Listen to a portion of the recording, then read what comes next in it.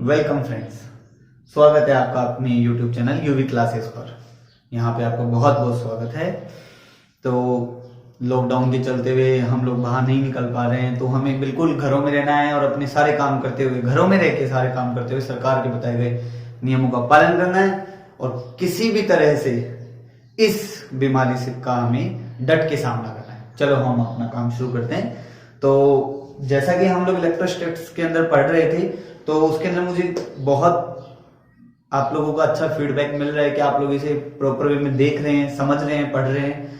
तो अब इस जो हमने 6 लेक्चर शायद इलेक्ट्रोस्टैटिक्स के पढ़े थे और मैंने आपको बताया था कि बहुत इंपॉर्टेंट पार्ट डाइपोल तक हमने उसको कंप्लीट कर लिया था। अब उससे रिलेटेड कुछ क्वेश्चन है जो हम यहाँ पे सोल्व करेंगे। मैं आज आपको यहाँ पे न्यूमेरिकल सेक्शंस के अंदर कुछ न्यूमेरिकल्स कराऊंगा और एक दो क्वेश्चंस भी आए थे कुछ बच्चों के, आज वो भी सोल्व कराऊंगा।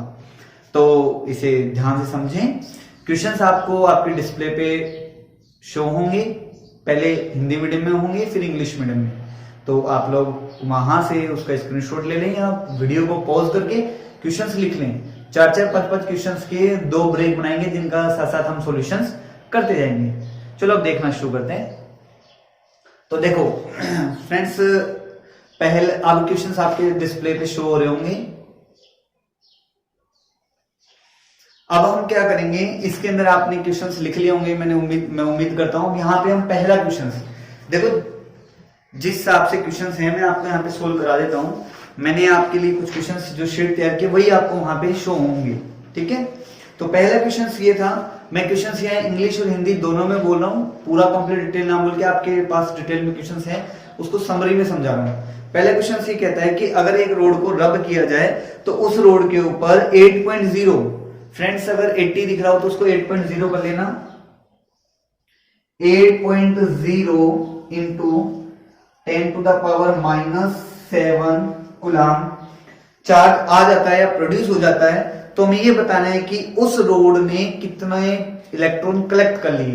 तो पहली बात तो यहाँ पे आपको ये पता चलना चाहिए, वो क्या कह रहा है कि नेगेटिव चार्ज आ गया। पहली बात, क्वेश्चन में नेगेटिव दिया, अगर नेगेटिव या ऋण शब्द नहीं है, ऋण आवेश नहीं है, तो भी हमें समझना है कि कलेक्ट के लिखा है उसने, तो इसका मतलब उसके ऊपर नेगेटिव चार्ज आएगा। नेचर हम लोग निकाल सकते हैं। पहली बात तो मैंने क्या बताया था आपको, Q बराबर NE plus minus quantization nature, ये यहां पे रखो। N आपके पास एज इट इज, इलेक्ट्रॉन का चार्ज इतना होता है, -19, सॉरी 1.6 10⁻⁻19। तो इसको और थोड़ा सा साफ लिख दूं। अब आपको क्या करना है, n निकालना है, तो इसका इजीली डिवाइड कर लेना। अगर आप लोग इसको सोल्व करोगे तो आपके मुझे बताना इसका आंसर क्या आ रहा है। देखो कुछ बच्चे ऐसे हैं जो क्वेश्चन सोल्व कर लेते हैं लेकिन वो मुझे रिप्लाई में नहीं बताते, फिर पूछते सर आंसर क्या आएगा, पर्सनल कमेंट करके। तो मैं चाहता हूं आप कमेंट सेक्शन में मुझे बताएं कि आपका आंसर क्या आ रहा है। उसके बाद मैं आपको वहीं रिप्लाई करूंगा, हम वहीं डिस्कस करेंगे। जैसे कुछ फ्रेंड्स का और कुछ मेरे प्यारे बच्चे, उनका भी क्या हो साथ साथ वो लोग भी अपना आंसर मैच कर लें। तो आप मुझे कमेंट सेक्शन में एक एक क्वेश्चन का आंसर बताते जाएं। आगे देखो, also calculate how much mass of rod increased. सीधी बात है, जब हमने क्या कहा, नेगेटिव चार्ज आया है, उसके ऊपर ऋण आवेश आया है, तो उसने कुछ इलेक्ट्रॉन अटेन किए, एक्स्ट्रा इंक्रीज हुए हैं। अगर इलेक्ट्रॉन बढ़ गए, नंबर बढ़ गया, तो मैंने आपको मास निकालना सिखाया था कि कितना मास बढ़ा। इलेक्ट्रॉन का मास 9.1 इंटू 10⁻⁻31 kg। एन आप ऊपर सोल्व करके लाओगे, मैं आपको अभी यहां आंसर नहीं बता रहा हूं, आप मुझे कमेंट सेक्शन में डेफिनेट बताएं। देखो फिर आप वीडियो के देखने के बाद कंप्लीट प्लीज रिक्वेस्ट है आपसे, इसका फीडबैक जरूर दिया करें। आपको कैसा समझ में आया, भाई आपको लगे कि कोई प्रॉब्लम है सर इसको शॉर्ट आउट कीजिए, तो हम अपनी तरफ से बेस्ट एफर्ट करेंगे। लेकिन आप लोग क्या करते हैं, उसका हम लोग क्या नहीं करते हैं, कुछ बच्चे रिप्लाई नहीं करते हैं। तो मैं उम्मीद करता हूं अब वो मुझे रिप्लाई करें। इसको सोल्व करना, ये क्वेश्चन बहुत अच्छे क्वेश्चन है आपके एग्जाम्स के व्यू से, पॉइंट ऑफ व्यू से, ठीक है। तो अब आपको यहाँ n की वैल्यू ऊपर से मान लो, मैंने एग्जाम्पल के तौर पे x मान ली, तो इसको x से प्रोडक्ट करोगे, आपका आंसर kg के अंदर आ जाएगा, ठीक है। चलो नेक्स्ट क्वेश्चन देखो, ये दो क्वेश्चंस हैं वो भी देखेंगे हम। चलो नेक्स्ट क्वेश्चन देखो, calculate the distance between 2 protons so that the force between them be equal to weight of electron. क्या कहा है उसने कि दो प्रोटोनों के बीच की डिस्टेंस निकालो, जिससे क्या हो, दो प्रोटोनों को कितनी दूरी पे रखा जाए जिससे कि उनके बीच लगने वाला फोर्स इलेक्ट्रॉन के बाहर के बराबर हो जाए, वेट के बराबर हो जाए। तो आपको पता है इलेक्ट्रॉन का मास तो हमारे पास 9.1 10 to the power -31 kg। But dear students, मेरे प्यारे बच्चों, हमने क्या देखा था, ये मास है और 11th में आपने बहुत डिटेल से पढ़ा है कि मास और वेट में क्या डिफरेंस होता है, जी का। तो हम लोग जब इसको 9.1 इंटू 10 टू द पावर -31 को 9.8 से प्रोडक्ट कर देंगे तो ये क्या बन जाएगा, मैं इसके लिए सिंबल W काम में ले रहा हूं, ये वेट कहलाएगा, भार। देखो हिंदी में मास को द्रव्यमान बोलते हैं, भार को वेट बोलते हैं। वेट एक टाइप का फोर्स होता है, ये एक तरह का न्यूटन है। अब ये न्यूटन के बराबर है, ठीक है, mg आपने पढ़ा है, W बराबर mg, W बराबर mg आप सारे जानते हैं फॉर्मूला, मैंने कुछ नया नहीं बताया आपको, ठीक है। तो अब उसने क्या कहा कि दो प्रोटॉन है, तो इसका मतलब Q1 भी Q है, Qp है और Q2 भी Qp है, आप क्या जानते हो। और प्रोटॉन का चार्ज इलेक्ट्रॉन के बराबर ही होता है, बट नेचर ही अपोजिट होता है। तो कूलम्ब्स लॉ क्या कहता है, F equals to K Q1 Q2 by R square. Question के अंदर हमें R ही कैलकुलेट करना है, कैलकुलेट द डिस्टेंस का है उसने, तो F की जगह आप देखो F क्या आ गया, ये रहा न्यूटन, उसने कहा इसके बराबर हो जाएगा 9.1 into 10 to the power -31 into 9.8। अब देखो आपको R स्क्वायर चाहिए, K की value 9 into 10 to the power 9, Q1 Q2 QP का स्क्वायर लिख लिया हमने, साथ में R स्क्वायर। अब QP की वैल्यू ये रही आपके पास, QP की वैल्यू ये आप यहां पे पुट करना, इसका स्क्वायर करना। तो अब आपको क्या होगा, अगर हम इसको क्रॉस प्रोडक्ट करेंगे तो हम लोग इसको इजीली सोल्व कर सकते हैं। बेटा चलो देख रही हैं, देखो R स्क्वायर अगर मैं यहां से सोल्व करूं तो R स्क्वायर बराबर ये वैल्यू एज इट इज, तो क्या आ गया 9 इंटू 10 टू द पावर 9, साथ में QP का स्क्वायर मतलब 1.6 10 टू द पावर -19 का स्क्वायर अपॉन में ये वाली क्वांटिटी जब यहां आ गई तो ये वाली सारी क्वांटिटी क्या चली गई, आपके डिवाइड के अंदर चली गई। तो डिवाइड करो इसका 9.1 10 टू द पावर -31 इंटू 9.8। अब आप इसको इजीली सोल्व कर सकते हैं, सॉरी R स्क्वायर है, इजीली सोल्व करेंगे आपका आंसर आ जाएगा। देखो मैं जानता हूं कि आप सब लोग इतना तो प्रोडक्ट गुणा भाग जोड़ बाकी सम वगैरह आप कर लेंगे, कैलकुलेशन करके मैं आप लोगों को ज्यादा टाइम खराब नहीं करूंगा यहाँ पे, तो इसलिए हमने इसको क्या किया यहाँ पे। अब आप इजीली सोल्व कर लेंगे, बाकी आंसर आप मुझे बताएंगे कैलकुलेट करके कि कितना आ रहा है। मैं आपको कुछ क्वेश्चंस वीडियो के बाद में भी दूंगा जिनका फॉर्मूला वगैरह सब आपको ही निकालना पड़ेगा। और जो आज इस चैनल पे नए हैं, जिनके क्वेश्चंस कम समझ में आ रहे हैं, प्लीज आप इस वीडियो के डिस्क्रिप्शन में आपको लिंक मिल जाएगा, हमारे 6 पार्ट आ चुके हैं, उनको डिटेल से देखो। थ्योरी के साथ साथ आपके न्यूमेरिकल्स भी मैंने वहां कुछ करवाए हैं, ठीक है। चलो तो आप इसको सोल्व कर लेंगे। अब हम मूव करते हैं थर्ड क्वेश्चन की ओर।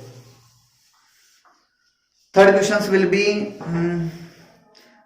two positive charges are separated by distance 0.1 meter and repel to each other with force 18 Newton. If sum of both charges are 19 microcoulomb, then calculate their magnitude. कितना बढ़िया question है। क्या कहा इसने कि दो पॉजिटिव चार्जेस हैं, दो धनात्मक आवेश हैं जो कि एक दूसरे से 0.1 मीटर के थ्रू सेपरेट हैं और एक दूसरे को 18 न्यूटन के बल से प्रतिकर्षित करते हैं, रिपेल करते हैं। F दिया है, R दिया है, चार्ज का नेचर उसने Q1 Q2 जब तक सेम नहीं कहे हम लोग उसको डिफरेंट ही कंसीडर करेंगे, तो Q1 Q2 कंसीडर कर सकते हैं। If sum of both charges are 19 microcoulomb, sorry 19 microcoulomb, उन दोनों का जोड़ है Q1 प्लस Q2 बराबर 9 माइक्रोकूलम दे रखा है आपको, देन कैलकुलेट देयर मैग्नीट्यूड। तो दोनों का अलग अलग परिमाण याद करना है, परिमाण निकालना है।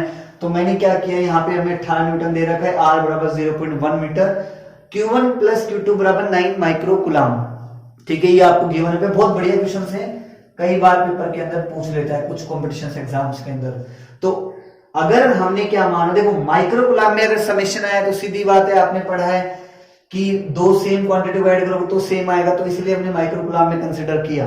तो माइक्रोकूलम कंसीडर किया, F K1 के Q1 Q2 upon R square Coulomb's law. कौन सा फॉर्मूला है? कूलम्ब्स लॉ है ये, आपको अच्छे से पता है कौन सा फॉर्मूला लगाया मैंने, कूलम्ब्स लॉ। तो F की वैल्यू ये दी हुई थी 18 न्यूटन, ये रख दिया। K की वैल्यू आपको पता है, Q1 Q2 as it is छोड़ दिया। R की वैल्यू 0.1 मीटर दे रखी थी। अब इसको आप सोल्व करेंगे तो देखो 0.01 हो जाएगा। अगर मैं इसको सोल्व करूंगा तो ये कितना हो जाएगा?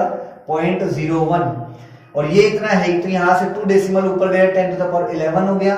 ये 9 9 टू द 18, फिर इसको बैलेंस करेंगे तो सोल्व करने के बाद मेरे पास क्या जाएगा? देखो क्यों माइक्रो कूलम है तो Q का क्या आ जाएगा? 10 टू द पावर -6, ये छोड़ेगा 10 टू द पावर -6 ये निकलेगा, तो 10 टू द पावर -12 यहाँ पे भी निकलेगा। बच्चों ये मत भूल जाना आप लोग, ठीक है? कई बार कई बच्चे सोचते सर ये कैसे हुआ, तो Q1 Q2 देखो ये न्यूटन में दे रखी है क्वांटिटी, ये भी मीटर में, तो इसको भी ऐसा यूनिट में चेंज करना पड़ेगा Q1 Q2 को। आपको क्या बताया था? माइक्रो, फोनेटिक निकाल के देखो, माइक्रो -6 समझाया था मैंने, 10 टू द पावर -6 स्क्वायर करेंगे 10 टू द पावर -12। अब यहाँ पे भी क्या बताया? +11 बन रहा है, तो 9 ये हो गया और 2 पावर ये हो गई 10 टू द पावर 11 बना। तो अब एक पावर या माइनस की बची, वो इधर आके माइनस और एक ऊपर जाके 9 टू 18 तो 20। आप इसका जोड़ बाकी करके देखना, आपको आ जाएगा, ठीक है?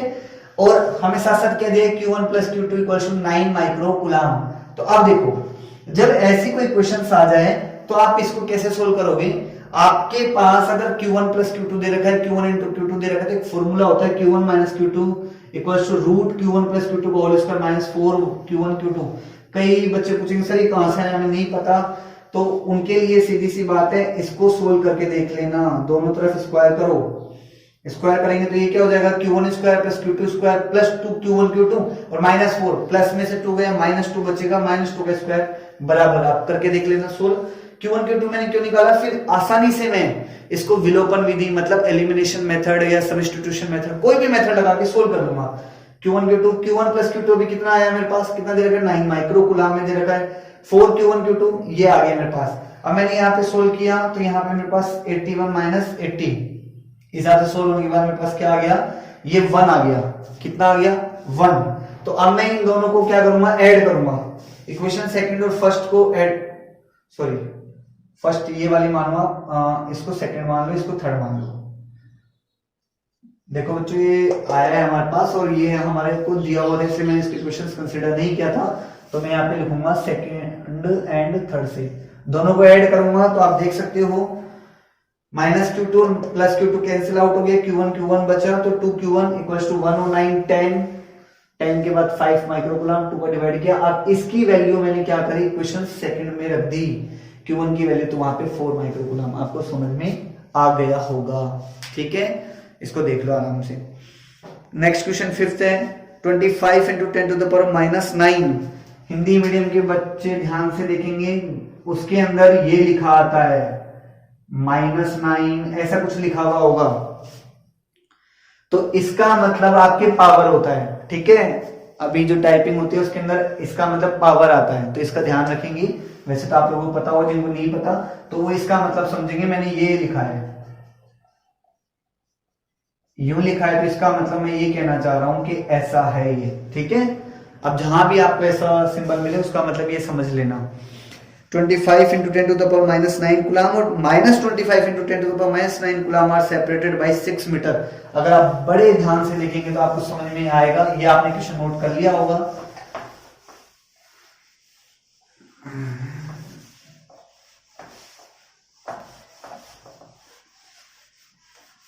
देखो अगर आप बहुत ध्यान से समझेंगे तो आपको समझ में आएगा। इसने क्या कहा है कि, सॉरी मैं 5th क्वेश्चन पढ़ गया था, ध्यान से देखें। पहले 4th क्वेश्चन है 2 charges 9 electron are separated by distance a। एक चार्ज है 9e, दूसरा चार्ज है e का मतलब इलेक्ट्रॉन है e, दोनों सेपरेटेड हैं स्मॉल a डिस्टेंस से। इसने क्या कहा है, एक अनदर चार्ज को q को कहां रखूं कि इनके ऊपर लगने वाला फोर्स एक दूसरे को बैलेंस करे। मान लो ये q है, दोनों सेम नेचर के दिए हुए हैं, तो मान लो मैंने मान लिया F1 F2। अब ये कुछ भी नेचर हो सकता है, चाहे बाहर मानो चाहे अंदर मानो। तो मैंने माना फर्स्ट चार्ज से x डिस्टेंस पे है। किस पे है? शायद यहाँ पे हमने कंसिडर किया है Q1 = 9e। देखो देखो जो क्वेश्चंस थोड़े से क्या होते हैं, बड़े होते हैं, कैलकुलेशन बड़ी होती है, उनको पहले लिख लेते हैं। तो इसका मतलब अब हमें क्या हुआ, ये F1 निकालना है, तो सीधी बात है आप इस पार्ट को भूल जाओ। उसने क्या कहा, दोनों इक्विलिब्रियम में रहे, साम्य अवस्था में रहे। इक्विलिब्रियम का मतलब मैग्नीट्यूड दोनों का सेम होना चाहिए। तो कूलम्ब्स लॉ क्या कहता है, K Q1 Q2 upon R square. तो formula K Q1 Q2 by X, distance कितनी हो गई X स्क्वायर, उस फिगर में भी दिखा रखा है। दूसरा ये कितनी बच गई, ये पूरी A है, ये X है, तो ये कितनी बच गई, A माइनस X का स्क्वायर। तो इसका मतलब K Q1 Q2 upon X square. Q1 की वैल्यू 9e रख दिया, Q2 की वैल्यू e रख दिया, Q एज इट इज। अब देखो इधर K से K कैंसिल आउट, Q से Q कैंसिल आउट। एक मिनट बच्चों, आप लोगों को स्क्रीनशॉट भी लेना पड़ेगा बाद में। देखो मैंने ये हल्का सा यहाँ पे क्रॉस कर देता हूं, ये K से K कैंसिल आउट हो गया, Q से Q कैंसिल आउट हो गया। ठीक है, आप लोग इसको देख लेना। अब इसके बाद मैं अगर इसको बैलेंस करूं, E से E कैंसिल आउट हो गया, तो इसके बाद क्या बच गया, 9 बच गए। तो 9 को क्रॉस प्रोडक्ट करो, A माइनस एक्स का होल स्क्वायर इधर आ गया और एक्स स्क्वायर इधर चला गया। तो अब दोनों side on taking root square, दोनों तरफ वर्गमूल लेने पर, दोनों तरफ रूट स्क्वायर ले लिया, तो क्या आ गया, अंडर रूट लेने पे 9 का 3, A माइनस एक्स स्क्वायर का A माइनस एक्स और x का x। तो अब यहाँ पे 3a माइनस 3x बराबर x, ये इधर गया तो 4x हो गया और 3a, तो x बराबर 3/4a। इसका मतलब 9e से Q1 से 3/4a डिस्टेंस पे है। अब ये जितना होगा a उसका प्रोडक्ट करते जाना। ये कई क्वेश्चंस के अंदर कॉन्सेप्ट वाइज भी क्वेश्चन आता है। ठीक है, आपको वो मैं बताऊंगा Q1 Q2 रख के कैसे सोल्व होगा, उसका भी अभी मैं आपको क्वेश्चन कराऊंगा, बाद में देख लेना। नेक्स्ट क्वेश्चन देखो, समझ में आ गया होगा, आप लोग इसका स्क्रीनशॉट ले रहे हैं फटाफट। नेक्स्ट क्वेश्चन है 5th क्वेश्चन। 4 क्वेश्चंस आपके डिस्प्ले पे शो हो गए हैं। अब आप क्या करें, आपके डिस्प्ले पे क्वेश्चन शो हो रहे होंगे, आप देखिए उनको नोट करें। हो गया होगा, पॉज करके आराम से उतार लें। अब देखो 5th क्वेश्चन है 25 × 10⁻⁹ कूलम। एक तो ये दिया है, एक ये दिया है, इतना कूलम जो चार्ज है सेपरेट है। r बराबर कितने डिस्टेंस से सेपरेट है, 6 मीटर से। ध्यान से देखना बच्चों, बहुत आराम से। चलो मैं इसको, ये देखो सेम चार्ज हो गए तो चलो इसको r मान लिया। ठीक है, अब हमें वो क्या कह रहा है कि calculate intensity of electric field E dot F का इलेक्ट्रिक फील्ड मतलब विद्युत क्षेत्र की तीव्रता निकालनी है एट डिस्टेंस 4 मीटर, 4 मीटर पे from centre of dipole at axial मतलब अक्षीय क्षेत्र से, अक्षीय यानी एक्सियल और निरक्षीय इक्वाटोरियल से आपको क्या करना है 4 मीटर की डिस्टेंस पे। तो याद करो मैंने आपको क्या बताया था, ई अक्षीय, एक्सियल क्या था 2pk small r upon r square plus d square की पावर। हालांकि हमने a कंसिडर किया होगा, वो आप देख लेना फॉर्मूले के अंदर। तो स्क्वायर मैंने आपको बताया था, 2 फॉर्मूले बताए थे इस हिसाब के कि वहां पे क्या होता है, वो डिस्टेंस का स्क्वायर होने के बाद एक कैंसिल आउट हो जाती है अगर बड़ी डिस्टेंस हो। अब लेकिन यहाँ पे 4, 6 और d ऑब्जर्वेशन डिस्टेंस 4 मीटर दे रखा है, तो ये देखो ये दिखा है। तो 4 और 6 में कोई ज्यादा डिफरेंस नहीं है भाई। मैं ये नहीं कह सकता कि r बहुत बहुत बहुत बड़ा है, d से तो r स्क्वायर के सामने d स्क्वायर नेग्लिजिबल है, नहीं। r स्क्वायर 36 के सामने 16 कोई नेग्लिजिबल था ना हुआ। तो इसलिए हमें पहले वाले फॉर्मूले लगाने होंगे। और e निरक्षीय इक्वाटोरियल पे क्या होगा p के अपॉन वहां पे आपके r square minus d square की पावर 3/2। इस बात का विशेष ध्यान रखना, बहुत सारे स्टूडेंट्स के दिमाग में कंफ्यूजन हो जाता है, वो ऐसे याद कर लेते हैं कि नीचे प्लस ही आता है दोनों में। ध्यान रखना इक्वेटोरियल के अंदर माइनस आता है, सॉरी उल्टा हो गया, एक्सियल के अंदर माइनस आता है और इक्वेटोरियल के अंदर प्लस आता है। क्यों इक्वेटोरियल हम लोग क्या निकालते थे, हाइपोटेन्यूस निकालते थे। कुछ याद आ रही है बात समझ में। और वहां पे हमारे पास r नहीं है, 2r होगा क्योंकि ये डिस्टेंस हम 2a मानते थे। आप लोगों को मैंने फॉर्मूला ड्राइव करा रखा है, जस्ट प्रीवियस वीडियो में ही है, लेक्चर नंबर 6 के अंदर आप वहां फॉर्मूला देखना, इसकी आराम से वैल्यू निकालना और आराम से इसको सोल्व करना। बहुत आराम से आपको क्वेश्चन समझ में आ जाएगा। आगे बात समझ में आपको, तो इस हिसाब से मैं उम्मीद करता हूं आपको बहुत अच्छे से समझ में आ रहा होगा। अब रही बात कैलकुलेशन की, तो मैं इतनी एक्सपेक्ट करता हूँ। हाँ, यहाँ पे P आ रहा है, P कैसे निकालेंगे? P बराबर हमारे पास होता है Q इंटू डी, मतलब R। यहाँ पे हमने R या 2A मैंने लिखा था आपको 2AQ या फिर Q इंटू R। तो R मैंने कितना कंसिडर कर रखा है? 6 मीटर दे रखा है, और Q कोई भी एक चार्ज ले लो, और R कितना हो गया? 6।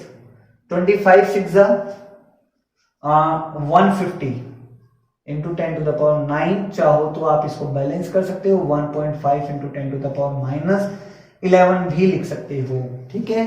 कूलम इंटू मीटर वो आपको पता ही है क्या आता है इसका। तो इस हिसाब से, मेरे हिसाब से आपको समझ में आ गया होगा। P की वैल्यू मैंने निकाल के दिखा दी, K की value 9 into 10 to the power 9 है। फॉर्मूला आपके पास कंप्लीट मैंने बनवा रखा है। नहीं समझ में आया मुझे कमेंट सेक्शन में प्लीज रिप्लाई करना, मैं आपको इसको डिटेल से बताऊंगा, ठीक है। देखो बच्चों, यहाँ पे YouTube के ऊपर अगर हम ऑनलाइन पढ़े तो हर बात बेसिकली बताना पॉसिबल नहीं होता है। वीडियो बहुत बड़ी हो जाती है, फिर उसे पोस्ट करने में, उसकी क्वालिटी का ध्यान रखने में, उन सारी बातों का ध्यान रखना पड़ता है। तो इसलिए कैलकुलेशन पोर्शन में आप लोगों के लिए छोड़ रहा हूं, और मैं मानता हूं और मैं अच्छे से जानता भी हूं कि आप लोग इतने वीक नहीं है कि आप लोगों का कैलकुलेशन पार्ट नहीं होगा। आप लोग सारे मेहनत करते हैं, मैं इस बात को एक्सपेक्ट करता हूं। नेक्स्ट क्वेश्चन देखते हैं। Calculate intensity of electric field at distance 1 metre in vacuum due to 1 electron. हमें विद्युत क्षेत्र की तीव्रता 1 मीटर की दूरी पर निर्वात में 1 इलेक्ट्रॉन के कारण निकालनी है। विद्युत क्षेत्र की तीव्रता 1 इलेक्ट्रॉन आवेश के कारण 1 मीटर की दूरी पर ज्ञात करो। बिल्कुल सिंपल सा फॉर्मूला है। E बराबर सिंगल यूनिट चार्ज के कारण मैंने आपको कराया था, सिंगल चार्ज के कारण intensity due to a single charge KQ by R square. Q कितना दे रखा है? 1 electron which is equals to 1.6 10 to the power minus 19 coulomb. आवेश कितना दिया? 1 इलेक्ट्रॉन के बराबर, जो कि 1.6 गुना 10 के माइनस 19 कूलम है। R हमें 1 मीटर दे रखा है। सबसे इंटरेस्टिंग बात यह है, मीटर दे रखा है तो बदलने की जरूरत नहीं पड़ेगी आपको, ठीक है। तो आप इजीली इसको फॉर्मूले के अंदर वैल्यू रखना। K की वैल्यू आपको पता ही है, यही दे रखा है आपको, इजीली कर लेंगे आप लोग, बिल्कुल वेल डन। नेक्स्ट क्वेश्चन देखें। हाँ, इंग्लिश मीडियम के बच्चे 7 8 क्वेश्चन में थोड़ा सा पजल है, गलती से मैंने 7 को 8 ऊपर नीचे लिखा गया, उसका ध्यान रखना।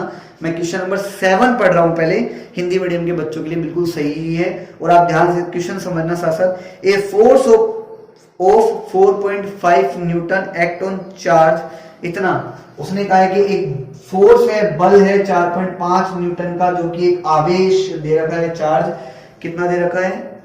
15 into 10 to the power minus 4 coulomb. इसके अंदर CO लगा लेना, coulomb. Then calculate intensity of electric field, E पूछा है। क्या आप लोग ये नहीं बता सकते? सिंपल सा फॉर्मूला है, E इक्वल्स टू, हमने क्या पढ़ा था? F अपॉन Q नोट या Q। अब जो चार्ज दे रखा है, जो फोर्स दे रखा है, F की वैल्यू रखना, इसकी वैल्यू रखना, आपको इजीली समझ में आ जाएगा। 4.5 इधर 1.5, सॉरी इतना दे रखा है, ये 1.5 है या 15 ही है? 15 ही है बच्चों, कोई दिक्कत नहीं है, हम कर लेंगे इसको, हम कर सकते हैं। तो अगर मैं इसको बैलेंस करूं तो 15 या 45, 15 3 45, और डेसिमल मैंने नीचे लगा दिया तो 10 टू द पावर माइनस 5, तो इसका मतलब 3 into 10 to the power minus 5 newton by coulomb. Force by charge तो है, ये इसकी एक और यूनिट होती है वोल्ट पर मीटर, वो हम बात करेंगे। अगला जो हमारी यूनिट, जो हम अगला टॉपिक पढ़ेंगे वो होगा गाउस लॉ। बहुत इंपॉर्टेंट, इलेक्ट्रोस्टैटिक्स का बहुत बेसिक और बहुत इंपॉर्टेंट पार्ट है, बहुत इंटरेस्टिंग पार्ट है। लगातार बने रहें यूवी क्लासेस के साथ। अगला देखो question number 8। In molecule NaCl the distance between Na plus and Cl minus ion is 1.28 angstrom. Then calculate dipole moment. उसने कहा है कि NaCl अणु के अंदर Na प्लस और Cl माइनस के बीच में जो डिस्टेंस दे रखी है, वो दे रखी है आपको, सॉरी क्वेश्चन खो गया, हाँ सॉरी ऊपर लिखा था, हाँ मैं भूल गया था, 1.28 angstrom which is equals to 1.28 into 10 to the power minus 10 metre. एक एंगस्ट्रॉम मतलब 10 की घात माइनस 10 मीटर होता है, और हमें ऐसे। अब उसने पूछा डाइपोल मोमेंट बताना है। बिल्कुल, कुछ बच्चे बोलते हैं सर 400 दिया ही नहीं है, मैं कई बार ये क्वेश्चन पूछता हूं।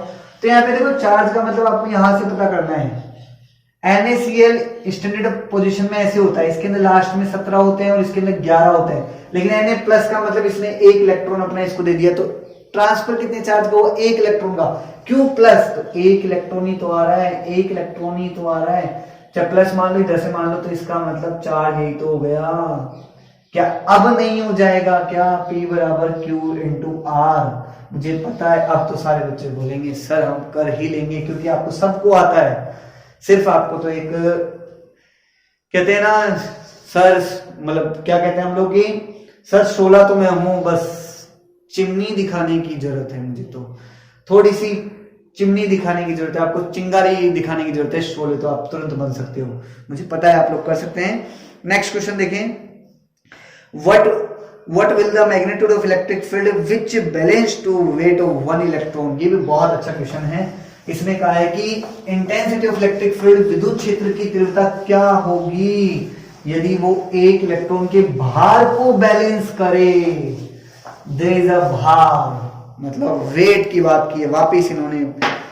बस एक दो क्वेश्चन और है हमारा, जल्दी हो जाएगा। What will the magnitude of electric field which balance to weight of one electron.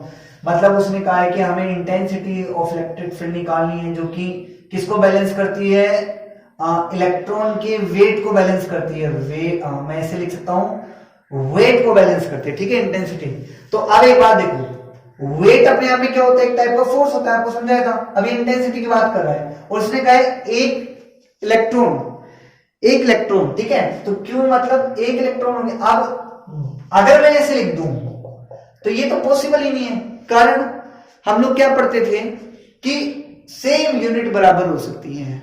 अब ये तो न्यूटन है, ये न्यूटन बाई कुलाम है, इसका मतलब इसके अंदर न्यूटन बाई कुलाम आ रहा है तो कुलाम का प्रोडक्ट चाहिए ही चाहिए। और आप जानते हो हमने इंटेंसिटी में पढ़ा था E बराबर F अपॉन Q, तो F बराबर Q E। तो हम लोग ऐसे लिखेंगे, इसे कैसे करेंगे, Q E equals two by W। ये जैसे मान लो F था, ये W मान लो मैंने यहां बताया आपको, ये बराबर हो रहा है। अब मैं लिख सकता हूं, उसने कहा कि भार बल वेट फोर्स को बैलेंस करे, तो वेट फोर्स का मतलब mg।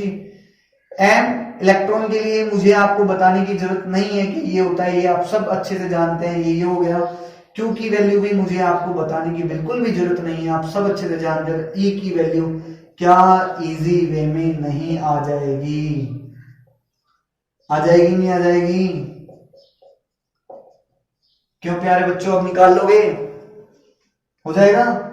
तो इसका स्क्रीनशॉट ले लेना, इसको ध्यान समझ लेना, इसका कुछ मतलब नहीं है, मैंने क्रॉस कर रखा है क्योंकि सेम यूनिट ही बराबर होती हैं, ठीक है, ले लिया होगा। नेक्स्ट क्वेश्चन देखिए, 10वां question. 4 equal charges each of charge 2 coulomb are located on X axis, they are at 0 to 4 and 8 centimetre, find resultant force due to charge at 2 centimetre. उसने क्या कहा है कि एक एक्स एक्सिस की लाइन है, बढ़िया क्वेश्चन है ये। तो जिन बच्चों को इनमें डाउट है बड़े ध्यान से देखें। उसने कहा है कि एक्स एक्सिस के ऊपर ये मैंने मान लिया ओरिजिन है 0 पे, एक 2 पे, एक 4 पे और एक 8 पे। ध्यान समझे कि दो गुलाम के 4 आवेश एक्स अक्ष के, एक्स रेखा जो एक्स अक्ष की रेखा होती है उस पे 0, 2, 4 और 8 दूरियों पे रखे हैं। तो 2 गुलाम 2 सेंटीमीटर की दूरी पर चार्ज पर टोटल रिजल्टेंट फोर्स कितना होगा। इस पे भी क्यू रखा है, इस पे भी क्यू रखा है, इस पे भी क्यू रखा है, इस पे भी क्यू रखा है। देखो क्यू मेरे को पास 2 गुलाम है, लेकिन मुझे इस पे नेट फोर्स निकालना है। तो आपको क्या बताया था मैंने, जब किसी एक पॉइंट पर बहुत सारे फोर्स लगते हैं, सेवरल चार्जेस के कारण फोर्स लगते हैं, तो हम सुपरपोजिशन प्रिंसिपल, अध्यारोपण का सिद्धांत काम में लेते हैं। और आपको क्या समझाया था मैंने, देखो बिल्कुल भी कंफ्यूजन नहीं होना है। वेक्टर क्वांटिटी सदिश राशि का सदिश योग और अदिश राशि का अदिश योग, बस सिंपल सी बात, जैसा नेचर वैसा काम, बस। तो अब देखो यहाँ पे कितना है, 2 गुलाम, यहाँ पे भी 2 गुलाम, यहाँ पे भी 2 गुलाम, यहाँ पे भी 2 गुलाम। गुलाम है, माइक्रो गुलाम है, आप देख लेना, मेरे हिसाब से गुलाम ही है, ठीक है, गुलाम ही है। और ये सेंटीमीटर में है डिस्टेंस, कोई दिक्कत नहीं है, हम सेंटीमीटर में सोल्व कर लेंगे। 2 सेंटीमीटर ये हो गई है, 2 ये हो गई है, फिर 4 ये हो गई है। तो अब हम ये देखो 2 और 2 के बीच में लगने वाला फोर्स पहले मैंने मान लिया कि इन दोनों के बीच में फोर्स लगता है F1, ठीक है। ये इधर की तरफ, ये इधर की तरफ कहीं भी मैं मान सकता हूं, बट मेरे को इधर की तरफ देखना है तो इस पे फोर्स कंसीडर किया। इससे इधर की तरफ ये भी इस पे कंसिडर करना है, F2 मान लिया, और इसके कारण जो फोर्स आएगा इस चार्ज के कारण उसको F3 मान लिया। तो देखो F1 किन किन के बीच में काम कर रहा है, F1 के Q1 कितना हो गया 2, और दूसरा Q कितना हो गया वो भी 2। अब देखो डिस्टेंस कितनी 2 सेंटीमीटर, मीटर में कन्वर्ट करना है दोस्तों, ध्यान से देखना। तो इसको सोल्व करो, 4 अपॉन 2 टू द 4 और 10 टू द पावर -2 इंटू 2, 4 ऊपर आ गया 10 की पावर 4, क्यों 1 मीटर बराबर 10 to the power -2 centimetre, sorry उल्टा लिख दिया ऐसा, 1 मीटर बराबर 10 टू द पावर 2 सेंटीमीटर, मतलब 1 मीटर बराबर 100 सेंटीमीटर, तो उल्टा कैसे होगा -2 पावर, ये कैंसिल हो गया था 10 टू द पावर 4 के आ गया।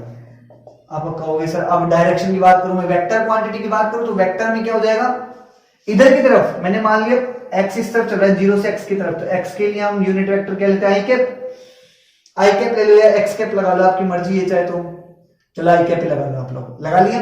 अब देखो F2 निकालो, F2 क्या होगा, इस 2 का इस 2 पे इधर नेगेटिव, ये इधर मैंने पॉजिटिव माना तो ये नेगेटिव आ रहा है नहीं आ रहा, तो इसका मतलब वही कि Q1 Q2 अपॉन, आप देख सकते हो 2 और 4 के बीच के डिस्टेंस, देखो हम कैसे पढ़ते हैं 0 1 2 3 4 5 6, सॉरी यहां 6 तक आ रहा है।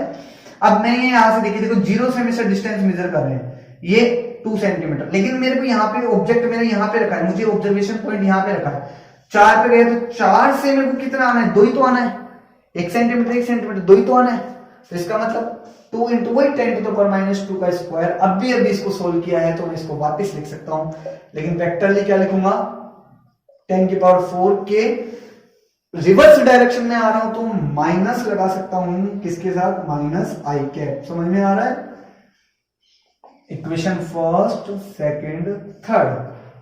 4 देखो कुछ नहीं है, बहुत आसानी से हो जाएगा, 2 और 2 अब इनके बीच में, लेकिन अब डिस्टेंस कितनी हो गई 4 सेंटीमीटर हो गई, कितनी हो गई 4 सेंटीमीटर, के Q1 Q2 अपॉन 4, देखो सेंटीमीटर मीटर बदलने का तो मेथड ये है ही, 4 4 4 16 1/4 10 की पावर ऊपर गया 100 into 10 to the power 2 into K. क्या ऐसे लिख सकता हूं क्या, देखो 4 1 जा 4 4 4 जा 14, ऊपर गया 2 पावर 8 4 पावर था, तो इससे क्या है इजीली कैंसिल आउट हो जाएगा, और मेरे पास इसका आंसर देखो बहुत आराम से आएगा, ज्यादा बड़ा क्वेश्चन नहीं है ये आपको सबको आता ही है, ये क्वेश्चन 2 मैंने कंसिडर किए। तो ये कितना आ रहा है मेरे पास, F3 इक्वल्स टू आ रहा है 25 के, 25 ये साथ में 10 टू द पावर 2 और आ रहा है के, और डायरेक्शन वही नेगेटिव डायरेक्शन -i कैप। हो गई सारे फोर्स, रख दो इक्वेशन फर्स्ट के अंदर, 4 vector F equals to 2i cap plus 2 K और है, सॉरी दोस्तों देखो यहाँ पे थोड़ा सा देखते जाना साथ साथ, 25 इंटू 10 टू द पावर 2 के -i कैप, तो सब ये माइनस इधर आ गया तो इससे कैंसिल आउट हो गया, आपको दिख रहा है, बच क्या रहा है -25 into 10 to the power 2 K, और i कैप डायरेक्शन है, ये आपके रिजल्टेंट फोर्स, के की वैल्यू रख लेना 9 इंटू 10 टू द पावर 9, अब सोल्व कर लेना, ठीक है। इस हिसाब से आपके 10 क्वेश्चन हो गए हैं, एक क्वेश्चन और है 11 लास्ट क्वेश्चन है आपका, तो वो भी छोटा सा क्वेश्चन है, वो देखो ध्यान से, मैं पढ़ रहा हूं, आपकी स्क्रीन पे शो होगा, ध्यान से देखें।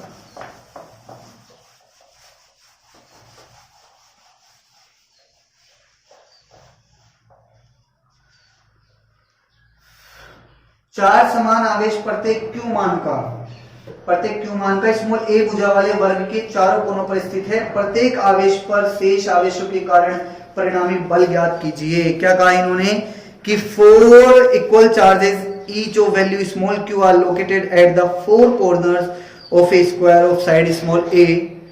Find the resultant force on each charge due to the remaining charges. ठीक है, तो इसने क्या कहा है कि 4 एक स्क्वायर है मेरे पास, उसके चारों कॉर्नर्स पे एक चार्ज रखा है और पर की वैल्यू क्यू कही है, और साइड वो कह रहा है कि स्मॉल ए है। स्क्वायर की साइड कितनी है? स्मॉल ए, और उसने कहा है कि रिजल्टेंट फोर्स बताओ। किसी भी पर चार्ज पे बताना है तो किसी एक पे बता दो कि सारे सेम हो गए, तो इसका मतलब हम क्या कर सकते हैं, किसी भी एक पे कैलकुलेट करें। तो देखो ये इन दोनों के बीच में मैंने मान लिया ये पॉइंट ए है मेरा, ए बी सी डी। तो सीधी सी बात है, इस फोर्स को आप F1 कह सकते हैं, इस फोर्स को आप F2 कह सकते हैं, इनके बीच में लगने वाला फोर्स, और इनके कारण जो फोर्स लगेगा उसको क्या कहेंगे आप? ये यहां से पास होगा भाई, इनके बीच में तो लगेगा फोर्स, ये F3 होगा। अब ध्यान से देखो भाई, अगर स्क्वायर है तो ये एंगल 90, तो ये कितना बच गया? 45 डिग्री। सिमिलरली ये भी 45 डिग्री। तो अगर मैं कंपोनेंट डिवाइड करूं तो यहां पे क्या आ गया? F2 cos 45, और यहां पे क्या आ रहा है? F2 sin 45। ये कंपोनेंट आपको डिवाइड करने आते होंगे इजीली। इसका इधर क्या आ गया? F1 cos 45, और ये इधर भी क्या आ गया? F1 cos 45। आप देख सकते हो ये जो F1 लग रहा है इधर से K Q दोनों सेम है, A सेम है, इधर भी Q सेम है और A सेम है, तो इसका मतलब F1 बराबर F2 होगा मैग्नीट्यूड के अंदर। तो इसलिए ये दोनों आपस में कैंसिल आउट हो जाएंगे। कोस नहीं, सॉरी, ये साइन आएगा, कोस तो इधर आ चुका है, साइन 45। तो ये दोनों कैंसिल आउट हो जाएंगे। बचा क्या? नेट फोर्स आपके पास क्या आ गया? F equals to F3 F1 cos 45 plus F2 cos 45। अब देखते हैं क्या होता है। F3 के वैल्यू कितनी आएगी? Q1 Q2, यानी Q स्क्वायर, दोनों की वैल्यू सेम है, Q स्क्वायर अपॉन डिस्टेंस ये निकालना है। स्क्वायर के अंदर हाइपोटेन्यूस कितना आता है? ये आता है स्क्वायर के अंदर √2a, क्यों? a square plus a square का रूट, ये आता है √2a। तो ये आ गया आपके पास √2a का स्क्वायर प्लस, दोनों अभी भी बराबर बताए तो मैं क्या लिख सकता हूं? 2f1 cos 45 लिख सकता हूं समझने के लिए। k q स्क्वायर, इसको सोल्व करो, 2a square plus 2f1 k q square, और सीधी सीधी डिस्टेंस a स्क्वायर, साथ में cos 45 कितना होता है आप जानते हो अच्छे से, 1/√2। तो अगर मैं इसको देखूं तो जो जो कॉमन क्वांटिटी आ रही है उनको बाहर निकाल दो।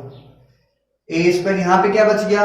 1/2, यहां बच गया √2, कैंसिल आउट हो तो ऊपर √2 बच गया। तो मेरे पास आंसर क्या आ गया? k q square upon a square, 2 नीचे 1 + 2√2। यहाँ हम फोर्स निकाल रहे हैं, तो फोर्स की ऐसा यूनिट होती है न्यूटन। इस हिसाब से हमारे लेक्चर में हमने 11-12 क्वेश्चंस किए जो भी